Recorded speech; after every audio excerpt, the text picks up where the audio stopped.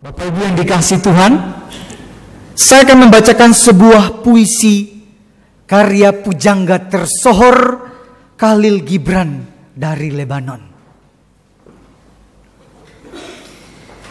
Jika engkau bekerja dengan cinta, itu berarti engkau menenun sutra dari hatimu. Seakan-akan kekasihmu sendiri yang mengenakannya. Itu berarti engkau menabur dalam kelembutan, memetik dengan sukacita. Seakan kekasihmu sendiri yang menikmatinya di meja perjamuan. Kerja ialah cinta nan nyata, kasih nan tampak. Dan jika engkau tak dapat bekerja dengan cinta, tetapi dengan rasa enggan, maka baiklah bagimu meninggalkan pekerjaanmu dan duduk di samping jalan sambil mengemis sedekah.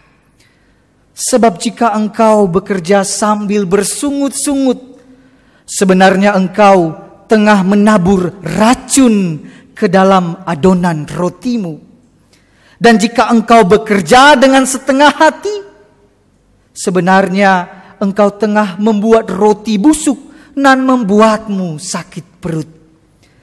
Dan jika engkau menyanyi seindah lagu bidadari, tetapi ketika engkau berdendang tanpa cinta, maka tembangmu hanya membuat bising telinga orang saja. Puisi yang mengatakan bekerja adalah cinta menimbulkan pertanyaan bagi kita, saudara-saudara. Apakah kita betul-betul mencintai pekerjaan kita? Apakah ada cinta di setiap indera-indera yang kita gunakan untuk mengerjakan pekerjaan kita? Karena sesungguhnya sebagai umat yang beriman kepada Kristus, kita meyakini bahwa bekerja dengan cinta adalah wujud nyata iman kita. Bekerja dengan cinta adalah wujud nyata iman kita. Bapak Ibu, dalam surat yang dikirimkan oleh Paulus untuk jemaat Tesalonika, ada teguran keras untuk orang-orang Tesalonika yang malas bekerja. Dan mereka sama sekali tidak menunjukkan cintanya pada pekerjaannya. Mengapa orang-orang Tesalonika ada yang malas bekerja?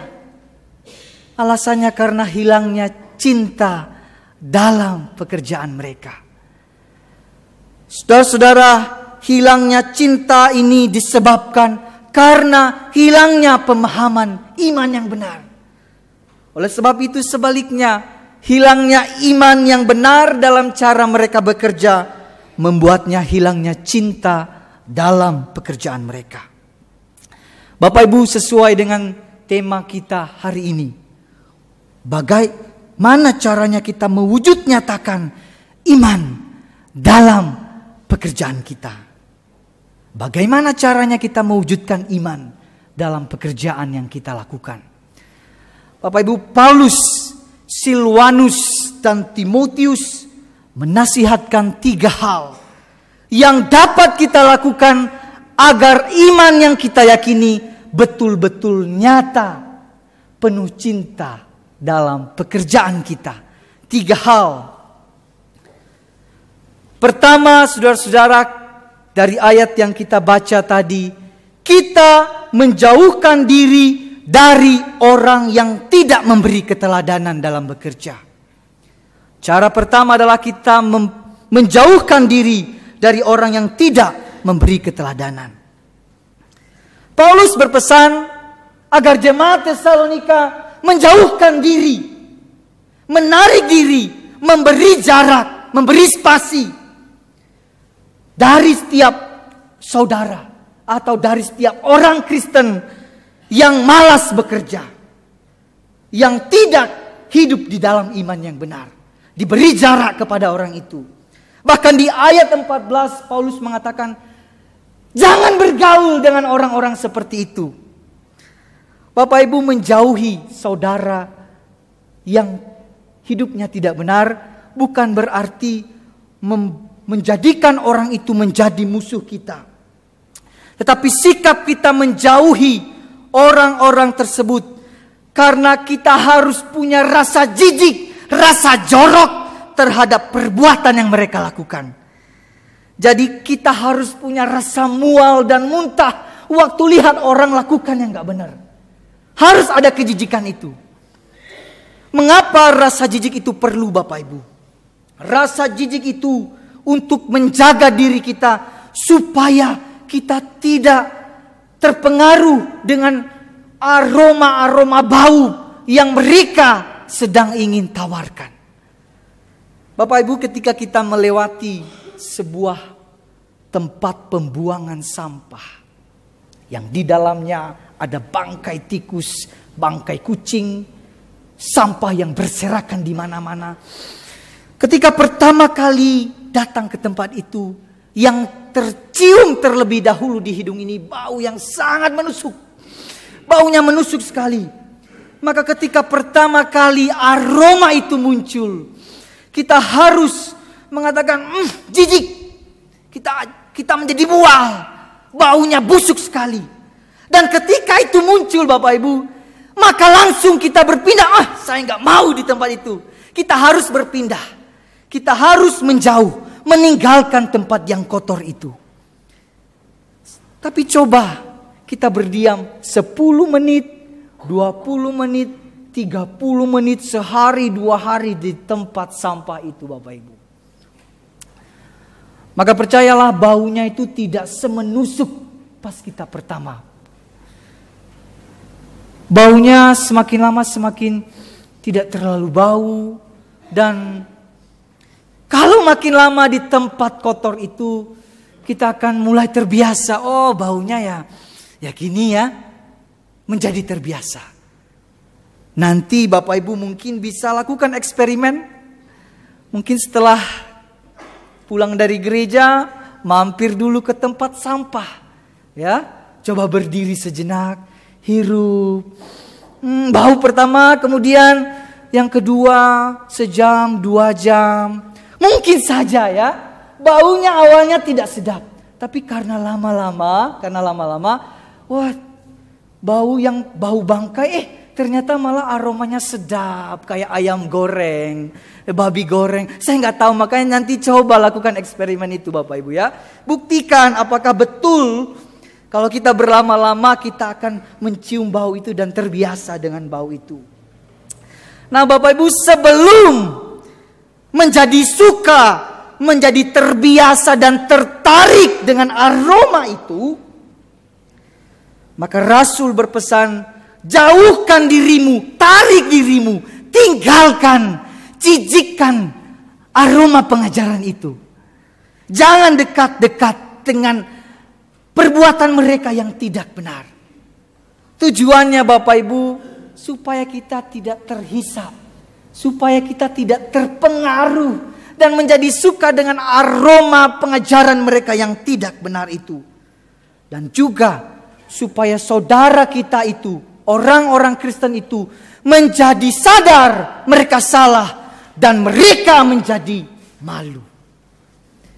Bapak Ibu, dalam bagian yang sudah kita baca, kelompok-kelompok sesat yang dimaksudkan oleh Paulus ini adalah mereka yang malas bekerja.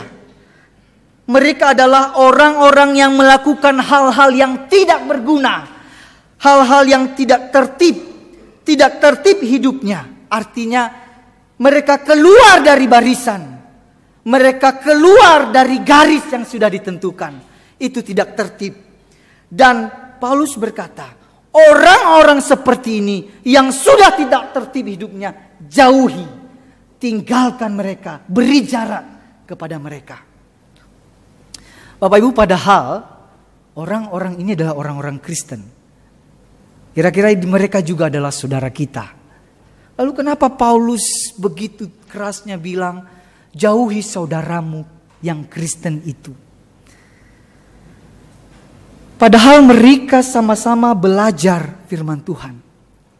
Tetapi yang jadi persoalannya pemahaman mereka tentang firman Tuhan. Bapak Ibu, pembelajaran mengenai firman Allah waktu itu sudah mulai tidak tertib. Sudah mulai keluar dari garis kebenaran. Mereka berhenti bekerja karena mereka salah memahami firman Tuhan. Mereka berpikir bahwa Yesus akan segera datang dalam waktu dekat. Jadi mereka harus mempersiapkan diri menyambut kedatangan Yesus. Dan mereka berhenti bekerja. Bapak Ibu, akibat yang dihasilkan dari pemahaman orang-orang Kristen ini membuat tanggung jawab yang harusnya dilakukan sebagai orang beriman diabaikan. Bapak Ibu, di sini kita belajar bahwa kalau kita gak belajar Alkitab ini dengan sungguh-sungguh tertib dan mendalami secara benar, maka kita mudah saja untuk terseret dalam pengajaran-pengajaran yang salah. Bapak Ibu, seseorang pernah berkata bahwa mempelajari Alkitab bisa membuatmu semakin cinta dengan Yesus. Tetapi dengan Alkitab yang sama, kalau kau pelajari dengan tidak tertib, bisa membuatmu semakin jauh dari Yesus. Pemahaman yang salah, pengertian yang tidak benar, malah bisa menjerumuskan kita menjadi benci sama Yesus. Oleh sebab itu Bapak Ibu, pemahaman iman yang benar sudah pasti punya pengaruh besar terhadap pekerjaan yang kita lakukan. Bapak Ibu, di tempat kita bekerja saat ini dengan segala profesi yang kita kerjakan, sebagai guru, sebagai pengacara, polisi, pengusaha, pedagang, ataupun bahkan sebagai mahasiswa, apapun yang kita kerjakan, pasti ada banyak godaan. Godaan yang berupaya merusak iman kita. Bapak Ibu ya, di tempat kita bekerja ada orang-orang yang berupaya memprovokasi, berusaha mengajak, meyakinkan kita bahwa berlaku curang untuk keuntungan besar tidak dilarang Tuhan. Bahkan mungkin ada yang mengatakan memalsukan data demi profit yang besar bukanlah sesuatu yang salah. Dan keyakinan-keyakinan itu mengutip Alkitab lagi. Loh, ndak apa-apa. Toh Alkitab mengajarkan kita harus licik seperti ular. Dan akhirnya kita menjadi ular beneran. Kenapa saudara-saudara? Karena mereka berusaha merusak iman kita. Bapak Ibu, di tempat kita bekerja juga mungkin aja ada orang-orang yang malas. Ya, tidak memberikan keteladanan, tidak memberikan kinerja yang sungguh-sungguh. Tidak disiplin, suka datangnya terserah dia, datang tepat waktu, datang enggak tepat waktu, ya enggak masalah. Ada juga mungkin orang-orang yang tidak berintegritas, karakternya buruk, suka marah-marah waktu kerja. Tapi masalahnya gaji kita sama. Ya. Orang yang malas-malas dengan kita yang sungguh-sungguh, gaji kita sama. Lalu kita coba berpikir, wah, aku pengen kayak dia. Dia aja malas-malas dapat gaji segini. Loh, saya udah sungguh-sungguh lakukan yang terbaik, gaji saya sama. Lalu bisa saja kita menjadi terprovokasi, ya. Kita pengen kayak orang gitu, ya. Kita mau jadi malas-malasan juga. Bapak Ibu, kalau Bapak Ibu melihat orang seperti itu di tempat kerja, jauhi dia, kata Paulus. Tinggalkan dia dan merasa jijiklah dengan perbuatannya yang tidak benar itu. Jauhi. Oleh karena itu saudara-saudara, pertama kali untuk menyatakan iman dalam pekerjaan, kita jauhi orang-orang yang tidak memberikan keteladanan dalam bekerja. Kita tinggalkan, kita berikan jarak. Yang kedua Bapak Ibu, Paulus menjelaskan bagaimana cara kita menyatakan iman di dalam pekerjaan kita. Paulus mengatakan kita meniru pribadi yang memberikan keteladanan dalam bekerja. Bapak Ibu, Rasul tidak hanya ngomong tinggalkan, jauhkan yang malas bekerja, jauhkan mereka yang tidak memberikan keteladanan hidup. Tetapi para rasul juga mengatakan ikuti kayak kami, ya, ikuti kayak kami yang sungguh-sungguh bekerja keras. Para rasul dengan tegas mengatakan, ikut seperti kami memberikan keteladanan. Bapak Ibu, mengikuti keteladanan berarti kita mengimitasi, kita memfotokopi guru yang kita teladani itu. Nah, para rasul dengan jelas menyatakan bahwa mereka ini orang-orang yang layak diikuti karena mereka mengikuti Kristus. Mereka dalam melakukan pelayanan, baik Paulus, Silwanus dan Timotius, mereka berjuang, bekerja keras, tidak bersungut-sungut Bapak Ibu. Mereka melakukan pekerjaan dengan sungguh-sungguh dan mereka tidak dibayar. Mereka membayar diri mereka sendiri. Supaya apa? Supaya jemaat melihat ada keteladanan kerja keras dari hamba-hamba Tuhan itu. Bapak Ibu, teladan seperti itulah yang ingin diajarkan oleh Paulus kepada jemaat Tesalonika.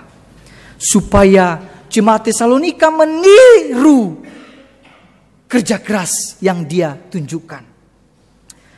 Bapak Ibu, di dalam pekerjaan yang kita kerjakan, kita geluti saat ini, siapa yang kita tiru? Siapa yang menjadi guru kita? Kalau kita berguru kepada orang baik, sudah pasti kita akan menjadi orang baik. Tetapi kalau kita berguru kepada orang bodoh, sudah pasti kita juga akan menjadi bodoh. Kalau seandainya kita melihat ada seorang anak kecil, lucu, imut, tapi sopan dan santun sama orang tua, maka waktu pertama kali lihat anak kecil itu kita akan tanya, siapa yang orang tuanya? Siapa yang ngajarin anak ini? Lalu kalau kita melihat seorang murid yang menang dalam olimpiade bergengsi level internasional, maka kita akan bertanya, siapa ya guru anak itu? Siapa yang mengajarinya?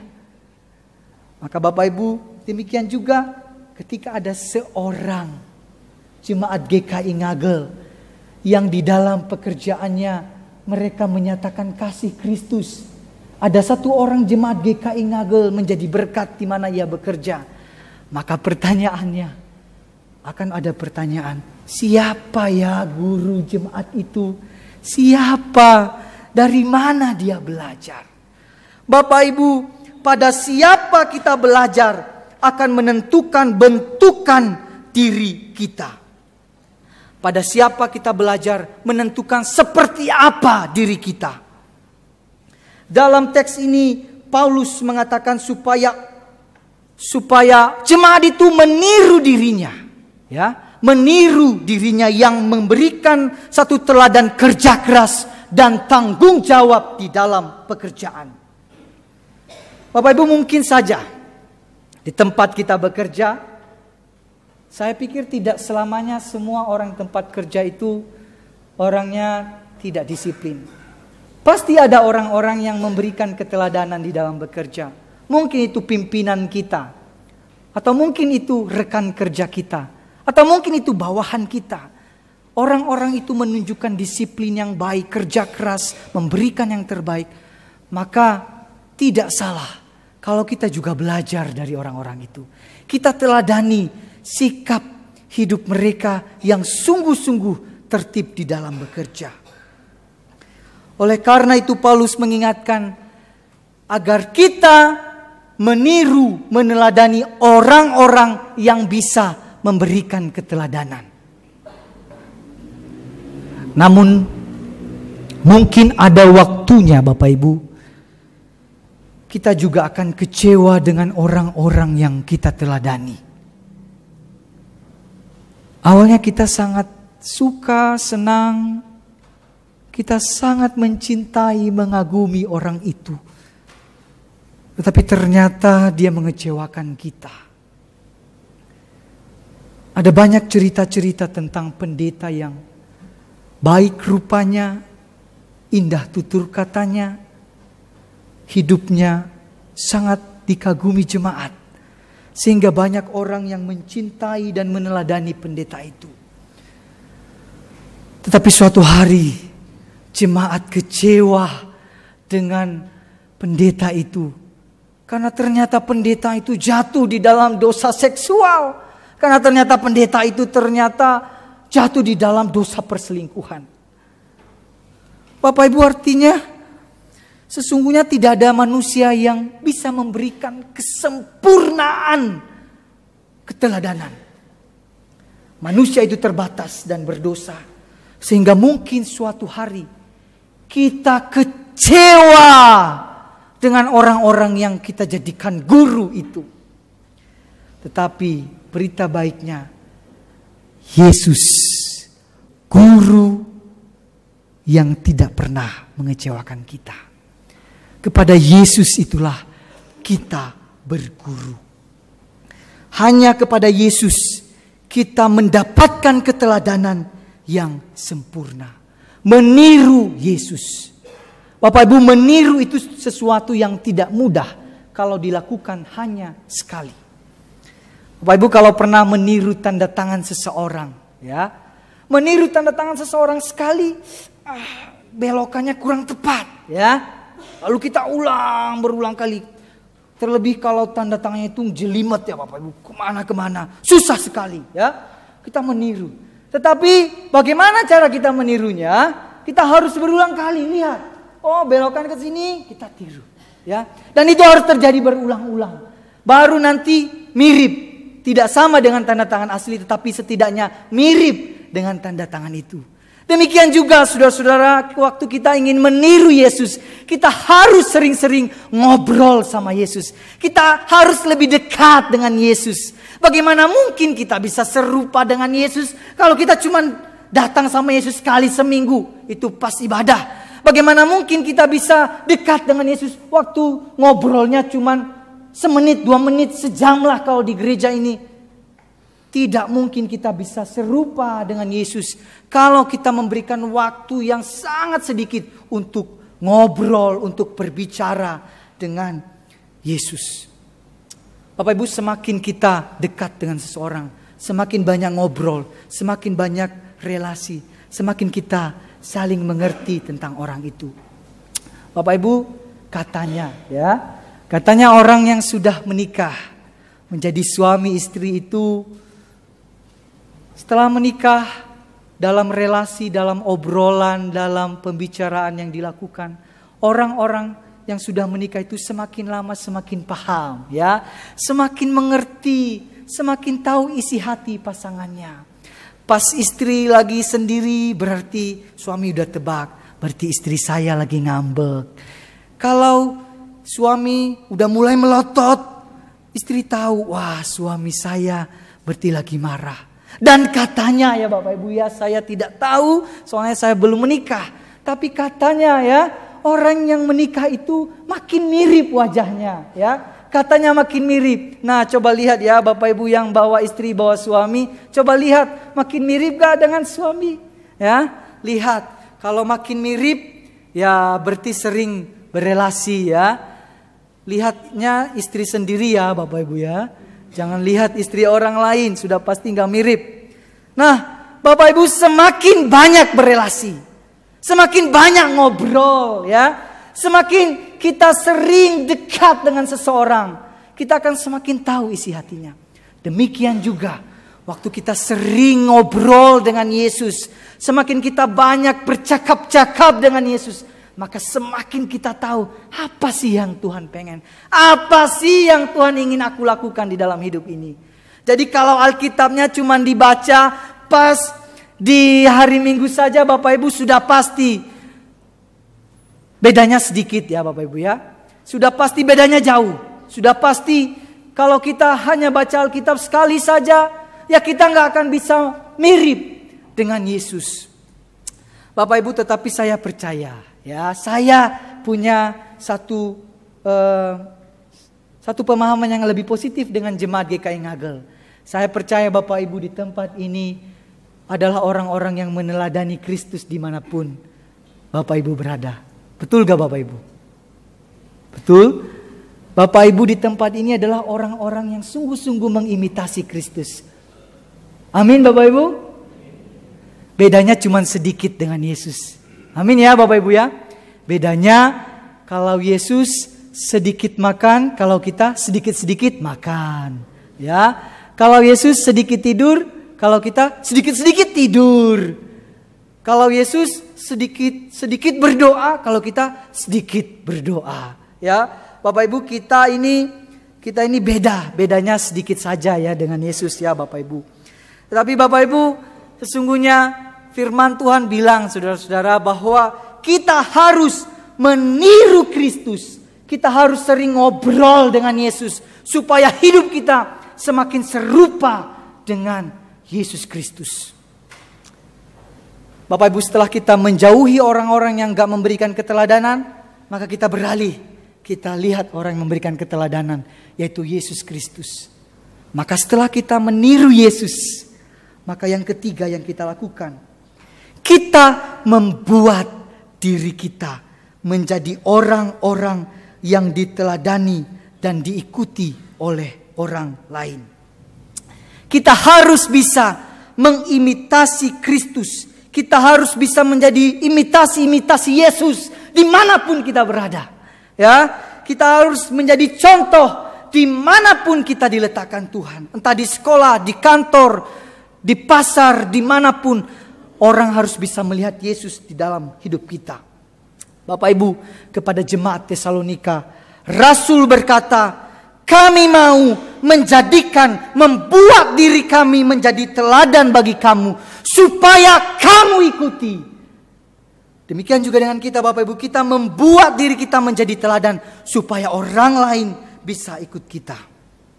Bapak Ibu, meskipun di tempat kita bekerja ada orang-orang yang tidak hidup dalam kebenaran, tidak bersungguh-sungguh, bermalas-malasan, tidak berintegritas, jangan jemu-jemu untuk mengikuti Yesus. Ikut Yesus, berikan contoh kepada dunia ini. Bapak Ibu, Rasul Petrus berkata, Kristus telah meninggalkan teladan bagimu supaya kamu mengikuti jejaknya. Rasul Yohanes berkata, barang siapa berkata ia ada dalam Kristus, ia wajib hidup seperti Kristus. Dan Rasul Paulus berkata, teladani aku sama seperti aku meneladani Kristus. Bapak Ibu, apakah rekan kerja kita di kantor, di tempat kita bekerja bisa melihat Yesus ketika kita melakukan tanggung jawab kita dengan sungguh-sungguh? Apakah di tempat kita bekerja orang-orang bisa melihat kita ini pengikut Yesus yang rendah hati ketika ditegur oleh orang lain? Dan apakah ketika kita bekerja, apakah ada orang yang mengatakan, aku ingin meneladanimu karena engkau seperti Yesus. Aku pengen banget kayak kamu karena kamu itu mirip Yesus.